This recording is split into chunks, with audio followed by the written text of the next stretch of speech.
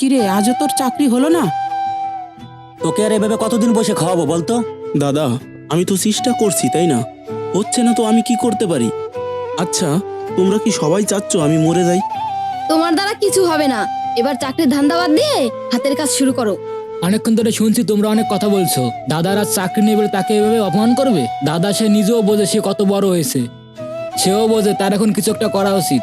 তাকে এভাবে অপমান না করলে হয় না। আর বৌদি, তুমি দাদাকে কি বললে? হাতের কাজ করার কথা? দাদা এতদূর পড়াশোনা করেছে, সে এখন হাতের কাজ করবে তাই? ভাই, এই বাড়ির তুই ছাড়া সবাই আমার বিরুদ্ধে। তুই ছাড়া এই বাড়ির কেউ আমাকে বোঝে না। আর তোমরা জানো আমার মাথায় সবসময় কত টেনশন থাকে। তারপর আবার তোমাদের কটু কথা, তোমাদের প্রত্যেকের কথা না আমার এখানে এসে লাগে। এখানে তোমাদের এক একটা কথায় আমার কত কষ্ট হয়, সেটা তোমরা কখনো বোঝোনি আর বোঝার চেষ্টাও করনি।